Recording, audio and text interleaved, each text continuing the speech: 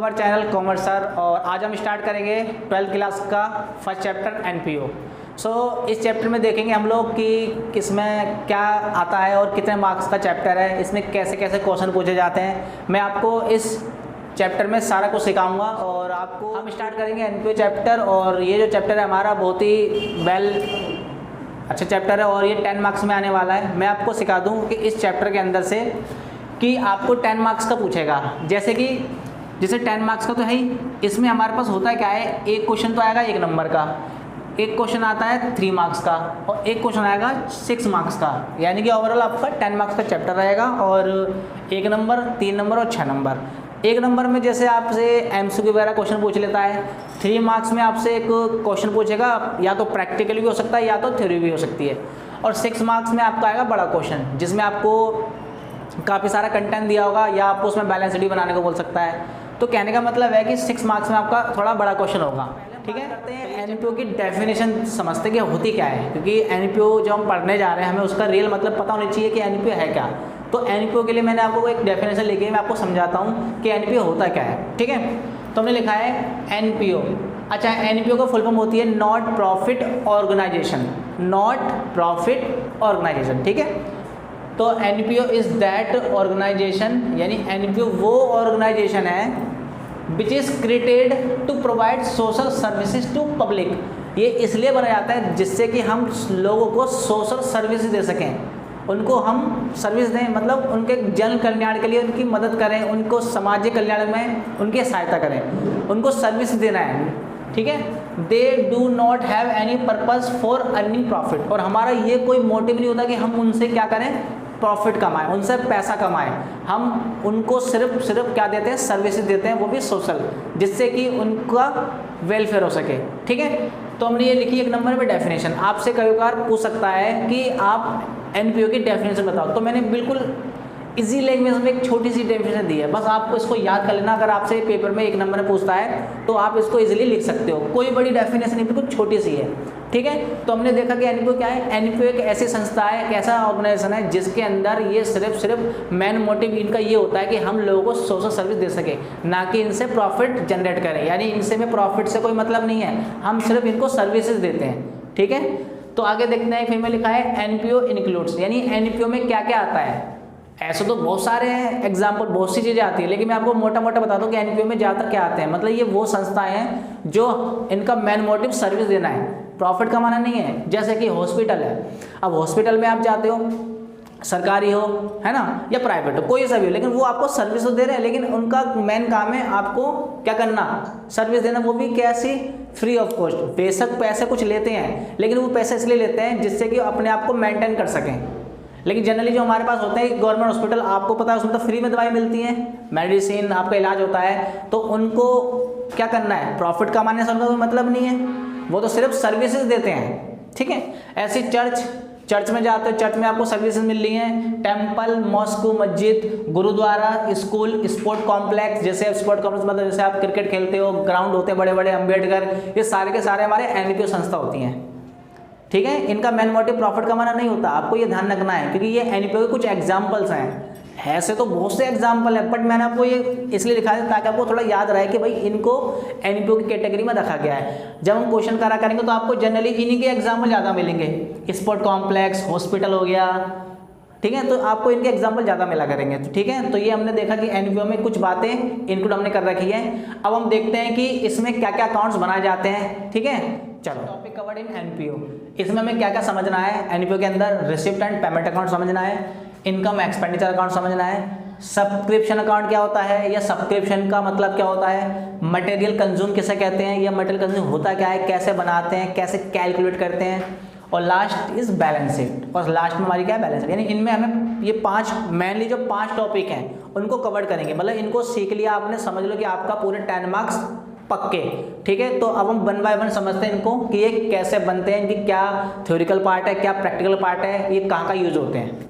सबसे पहले बात करते हैं रिसिप्ट पेमेंट अकाउंट की। तो ये होता क्या है और कैसे बनाया जाता है, इसका क्या थ्योरिकल पार्ट है, क्या प्रैक्टिकल पार्ट है, कैसे इसे बनाया जाता है एनपीओ के अंदर। ठीक है, तो समझते हैं। तो सबसे पहले लिखा है रिसिप्ट एंड पेमेंट अकाउंट। इसके अगर हम अंदर बात करें, इसके अंदर कुछ छोटे छोटे पॉइंट होते हैं थ्योरिकल जो आपको पता होना चाहिए, क्योंकि कभी कभार आपसे एग्जाम में पूछ लेता है कि भाई रेसिडेंट पेमेंट अकाउंट का नेचर क्या है, रेसिडेंट पेमेंट अकाउंट किस बेसिस पे बनता है, इसमें कौन सी ट्रांजेक्शन रिकॉर्ड करता है, किस प्रकार की करते हैं। तो मैंने वो सारा थ्योरिकल पार्ट को कवर कर लिया है जो एक रेसिडेंट पेमेंट अकाउंट के अंदर पूछ सकता है। तो ये आपका छोटा सा टॉपिक है, समझते हैं। इसमें मैंने आपको 5 पॉइंट लिखवाया, देखो it is just like cash account. ये कैश अकाउंट की तरह होता है, क्योंकि आपको पता होगा कैश अकाउंट का मतलब क्या होता था, हमने 11 में सीखा था कि जो कैश अकाउंट होता है उसके अंदर हम सिर्फ कैश ट्रांजेक्शन को रिकॉर्ड करते हैं। जब भी पैसा आता है पैसा जाता है तो जितनी भी बातें होंगी कैश वाली हम उन सबको कैश अकाउंट में रिकॉर्ड करते थे। उसी प्रकार रेसिडेंट पेमेंट अकाउंट के अंदर भी आपको कैश वाली सारी बातों को रिकॉर्ड करना है।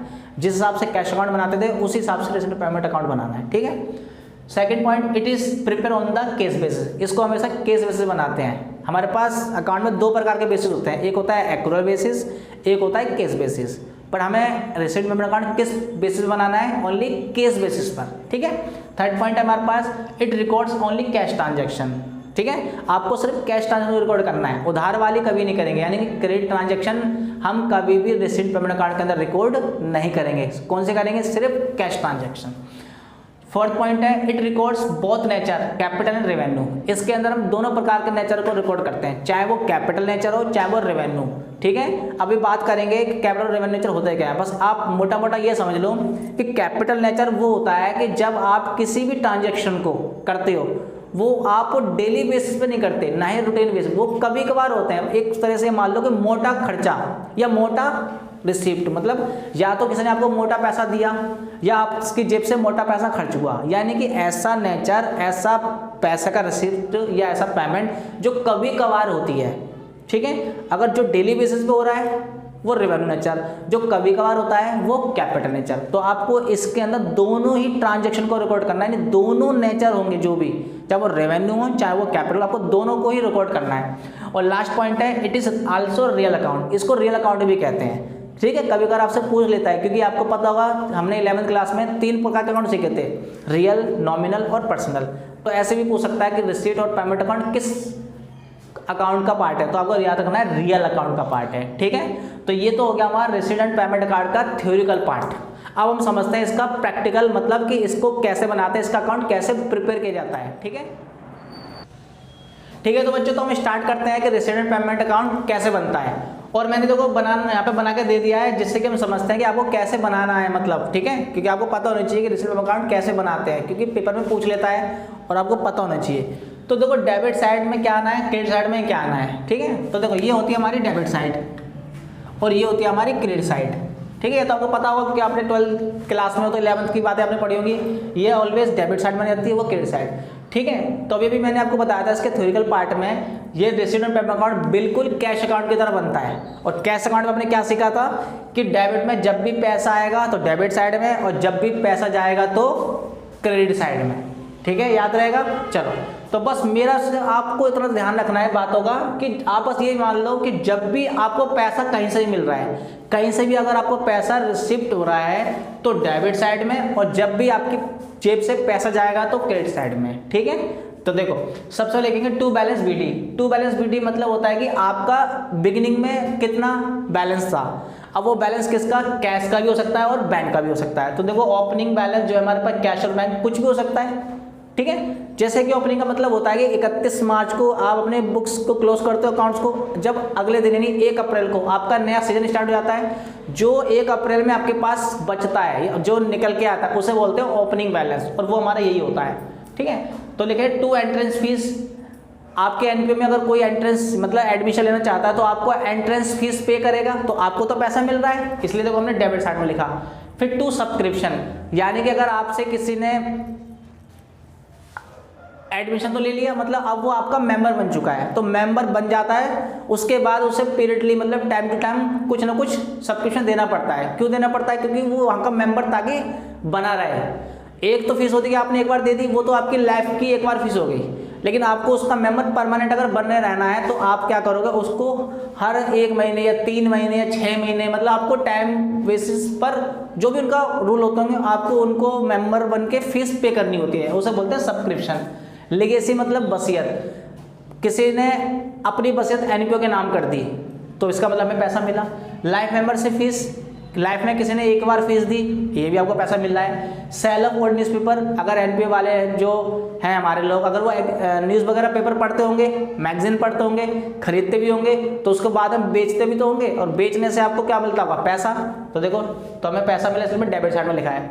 टूर्नामेंट फंड, आपका अगर स्पोर्ट कॉम्प्लेक्स है, क्योंकि स्पोर्ट कॉम्प्लेक्स एनपीओ के अंदर आता है, अगर आपका स्पोर्ट कॉम्प्लेक्स है और अगर आप वहाँ पे टूर्नामेंट वगैरह करवाते हो तो आप फंड रिसीव करते होंगे उनसे कि भाई हम आज टूर्नामेंट फंड ऑर्गेनाइज करेंगे, तो वहाँ के जो भी मेंबर होंगे या जो भी वहाँ पे खेलना चाहता है, जो पार्टिसिपेट करता है, उनको क्या करना पड़ता है? एनपीओ कुछ पेमेंट करनी होती है, कुछ फीस देनी होती है, कुछ पैसा देना होता है, वही पैसा हमारा फंड बन जाता है। जो एनपीओ लोग होते हैं वो क्या करते हैं? उसको अपना फंड बना के चलते हैं, ठीक है, तब भी हमें पैसा मिल रहा है। लॉकर रेंट, डोनेशन, डोनेशन सबको पता होगा, चंदा, ऐसे होता है लॉकर रेंट। लॉकर रेंट मतलब होता है एनपीओ में कई सारे लॉकर होते हैं, वहाँ के जो मेंबर कुछ सामान लाते हैं तो वो अपना सामान को, या लंच हो गया, कोई सामान हो गया, कपड़े हो गए, वो लोकल एनपीओ से किराए पे लेते हैं और उसके बदले उन्हें क्या करते हैं? पेमेंट करते हैं, मतलब एक तरह से रेंट देते हैं। तो लॉकर रेंट आप क्या करते हो? एनपीओ वालों को कुछ पैसे देते हो लॉकर को लेने के लिए, ठीक है, इससे भी उनकी एक तरह से क्या होती है? अर्निंग ही होती है। इंटरेस्ट ऑन इन्वेस्टमेंट, अगर आपके पास बहुत सारा पैसा है, आपने उसे कहीं इन्वेस्टमेंट कर रखा है, तो उससे जो आपको ब्याज मिल रहा होगा तो आपके लिए तो पैसा आना है। ऐसी इंटरेस्ट ऑन फिक्स डिपॉजिट, आपने अपनी एफडी कराई रखी है बैंक में और आपको बैंक से एफडी का ब्याज मिलता है, तो सही पैसा मिला, ठीक है। यानी ये जो हमने लिखे कुछ एग्जाम्पल, इससे हमें पता चलता है कि हमको पैसा मिल रहा है। अब आपकी जेब से पैसा कैसे जाता है? देखो, तो मैंने क्रेडिट साइड में कुछ चीज़ें लिख रखी है, इससे भी पता चलेगा कि हमारी जेब से कुछ पैसा जा रहा है, यानी कि पैसा कैसे कैसे जा सकता है। बाय बैलेंस बीडी, देखो बैलेंस बीडी तो यहाँ भी था। अगर आपके पास शुरुआत में पॉजिटिव बैलेंस है, पॉजिटिव बैलेंस है अगर आपके पास शुरुआत में, ओपनिंग में, तो वो आपका ये वाला है। अगर आपके पास मान लो नेगेटिव बैलेंस बच रहा है, नेगेटिव, अगर आपके पास कोई नेगेटिव बैलेंस है, जैसे मान लो मेरे बैंक में नेगेटिव बैलेंस बचा है 1 अप्रैल को, तो वो है तो ओपनिंग लेकिन वो नेगेटिव बैलेंस है, तो इसका मतलब वो बाय बैलेंस बीटी ये वाला माना जाएगा, ये ध्यान रखना है। पॉजिटिव बैलेंस बचता है क्योंकि नेगेटिव है, मतलब आपका जेब पे फर्क पड़ने वाला है, यानी आपकी जेब खाली होने वाली है, ध्यान रखना है। बाय सैलरी, सैलरी दोगे अपने स्टाफ के, जो भी लोग वहाँ काम कम करते होंगे एनपीओ में, तो उनको दोगे तो आपकी जेब से पैसा जाएगा। रेंट से पैसा जाता है। ऑडिट फीस, अगर आप अकाउंटेंट को बुलाते हो और अपने यहाँ अकाउंट को बुला के उनसे ऑडिटिंग वगैरह करवाते हो, अकाउंट्स वगैरह चेक करवाते हो, तो उनको हम कुछ पेमेंट करते हैं ना, तो वो ऑडिट फीस होगी। टेलीफोन चार्ज, आपके यहाँ टेलीफोन होंगे, आप उसका बिल वगैरह पे करते हो तो आपकी जेब से पैसा जाता है। टूर्नामेंट एक्सपेंस, आपने टूर्नामेंट कराओगे तो उसके ऊपर कुछ खर्चे भी तो करोगे, टूर्नामेंट कराने के लिए कुछ व्यवस्था करनी पड़ेगी, कुछ सामान मंगाना पड़ेगा, कई सारी चीज़ें होती हैं जो छोटी मोटी हमें खर्च करनी पड़ती है टूर्नामेंट के लिए, वो सारे खर्चे करोगे तो पैसा तब भी जाना है। ऐसे मान लो हमने इन्वेस्टमेंट कर दी, मतलब मेरे को 2 लाख रुपए कहीं से मिले थे, मैंने उसको कहीं बाहर इन्वेस्ट कर दिया, फिलहाल अभी के लिए तो आपकी जेब से पैसा गया, ठीक है। फिक्स डिपॉजिट करते हैं, आपने बैंक में अपने पैसा डाल दिया तो अभी आपकी जेब से पैसे गए। आपने बुक्स खरीदी हैं, पैसा गया। आपने फर्नीचर खरीदा होगा एनपीओ के लिए, पैसा गया। आपने कोई ज़मीन खरीदी, लैंड वगैरह या बिल्डिंग कुछ, तो आपकी जेब से पैसा जाता है, ठीक है। तो ये कई सारे एग्जाम्पल हैं जिससे हमें पता चल जाता है कि हमारे पास पैसा कब कब आएगा, पैसा कब कब जाएगा। यानी ये कुछ कंटेंट है, होने को तो बहुत सारे हैं बट मैंने कुछ गिने चुने लिख दिए हैं। अब आपने अकाउंट बना दिया, अब इसको टैली कैसे करेंगे, मतलब इसको टोटल कैसे करना है हमें समझते हैं, ठीक है। तो देखो आप क्या करोगे, सबसे पहले देखोगे कि ये साइड ज़्यादा है कि ये साइड ज़्यादा है, ठीक है। देखना है आपको ये साइड ज़्यादा है कि ये साइड, ठीक है। मान लो फॉर एग्जाम्पल आपकी ये साइड ज़्यादा है, तो हम क्या करेंगे, दोनों तरफ वही टोटल लिखेंगे, ठीक है। अब देखो, अब ये साइड ज़्यादा है और ये साइड कम है, तो जो डिफरेंस है वो यहीं बचेगा, तो इस डिफरेंस को बोलेंगे टू बैलेंस CD, ये आपका बनेगा क्लोजिंग बैलेंस, ठीक है। ये क्लोजिंग बैलेंस है, हमेशा ध्यान रखना क्लोजिंग बैलेंस, यानी 31 मार्च यानी 31 मार्च को आपके पास क्लोजिंग में कुछ है। उसी प्रकार अगर मान लो ये साइड ज़्यादा है, तो ये साइड ज़्यादा, तो आप टोटल यहाँ भी यही टोटल लिखोगे और यहाँ पे भी यही टोटल लिखोगे। अब जब यहाँ पे कम है तो डिफरेंस नहीं बचना चाहिए, तो यहाँ भी लिखेंगे बाय बैलेंस CD, ठीक है। अब यहाँ पे देखो, यहाँ पे 2 होते हैं, कैश भी हो सकता है और बैंक भी, यानी कैश भी और बैंक भी दोनों भी हो सकते हैं साथ में, ठीक है। ध्यान रखना है हमेशा, ये CD और ये CD, ये दोनों में से कोई एक CD निकलेगा, कहीं आप दोनों निकाल दो, ध्यान रखना है। ये तो मैंने आपको बता रहा हूँ कि आप कुछ बच्चे होते हैं जो मतलब रट लेते हैं, तो रटना नहीं है, यानी कि कोई एक ही तो साइड ज़्यादा होगी, या तो ये साइड ज़्यादा होगी या तो ये साइड ज़्यादा होगी, यानी CD को एक तरफ बचेगा, या तो यहाँ बचेगा या तो यहाँ बचेगा, ठीक है। वो जब टोटल करोगे तो आपको खुद पता चल जाएगा। तो ये है हमारा एक फॉर्मेट रेसिडेंट पेमेंट अकाउंट का, ठीक है। बस आपको इस अकाउंट को बनाते समय बस मेरी एक बात ध्यान रखनी है, हमेशा जब भी एनपीओ को पैसा मिलेगा, अब वो पैसा चाहे कहीं से भी मिला हो, कहीं से भी आपको डेबिट में पुट कर देना है। और जब भी एनपीओ के पास से पैसा जाएगा, ये मान लो कि उनकी जब भी जेब खाली होगी तो कहाँ रखना है आपको, क्रेडिट साइड में, ठीक है। बस ये हमारा रेसिडेंट पेमेंट का फॉर्मेट था, बिल्कुल इजी था, बस इसको आप सही से समझ लो। फिर हम नेक्स्ट पार्ट में इनके प्रैक्टिकल क्वेश्चन करेंगे और मैं आपको क्वेश्चन कराऊंगा जिससे कि आपके सारे क्वेश्चन के डाउट जो होंगे सब क्लियर हो जाएंगे। आप रेसिडेंट पेमेंट अकाउंट को बहुत अच्छी तरीके से करोगे, आपको कभी भी दिक्कत नहीं होगी। आप इसका एक स्क्रीनशॉट ले लो और ठीक है, फिर हम नेक्स्ट वीडियो में मिलते हैं, फिर हम आगे करेंगे प्रैक्टिकल पार्ट, ठीक है। Thank you so much.